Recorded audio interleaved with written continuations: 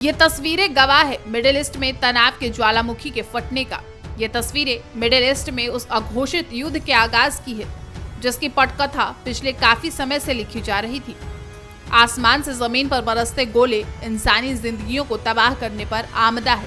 Israel ने Iran के Tehran शहर में न सिर्फ भयंकर तबाही मचाई, बल्कि इजराइल ने ईरान के 4 परमाणु ठिकानों और 2 मिलिट्री बेस को मलबे में बदल डाला। लेकिन कहानी यहीं खत्म नहीं हुई। ईरान ने भी पलटवार में कोई कसर नहीं छोड़ा।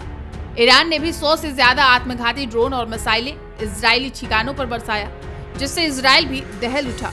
अब इस जवाबी जंग में दुनिया भर में कई सवाल खड़े हो रहे हैं कि आखिर ये बस 2 देशों की लड़ाई है या कोई ऐसी चिंगारी जो तीसरे विश्व युद्ध की ओर ले जा रही है। इजराइल ने शुक्रवार को ईरान की राजधानी तेहरान पर हमला किया। ईरान के परमाणु संयंत्रों, बैलिस्टिक मिसाइल कारखानों और सैन्य कमांडरों को निशाना बनाया।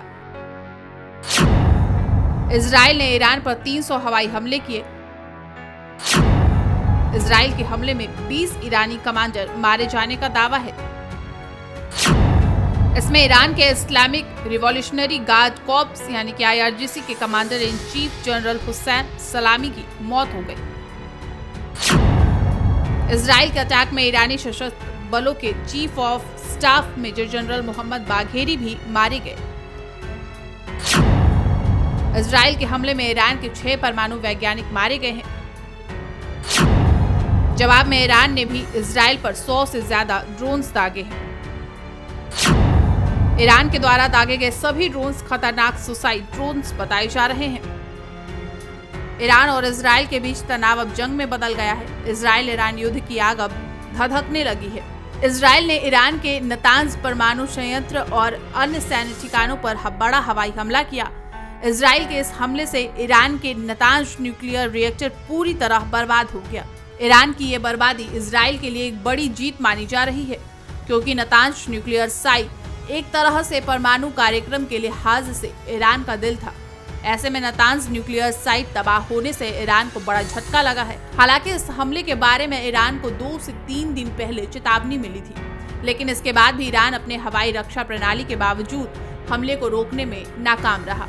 इजरायली हमले के बाद अब ईरान बदला लेने को बेताब है। ईरान अब इजराइल पर जरूर हमला करेगा। इसी संभावना को देखते हुए इजराइल ने अपनी तैयारी कर ली है। इजराइल में स्कूलों और दुकानों को आज बंद कर दिया गया है। पहले से ही अमेरिका और इजराइल को संदेह था कि वो बम बनाने की कगार पर है। अब जब इजराइल ने सीधे इन ठिकानों को निशाना बनाया है, तो यह आशंका और बढ़ गई है कि ईरान खुले रूप में परमाणु हथियार कार्यक्रम को तेज कर सकता है। इजराइल ने जिस ऑपरेशन को अंजाम दिया है, उसमें ईरान के कई सैन्य ठिकानों को निशाना बनाया गया था। हमले में ईरान के जिन 4 प्रमुख परमाणु केंद्रों को निशाना बनाया गया, उनमें नतांज, तेहरान, अराक और इस्फहान शामिल थे। इनके साथ साथ 2 मिलिट्री बेस, तबरीज और करमानशाह पर भी मिसाइलें दागी गई।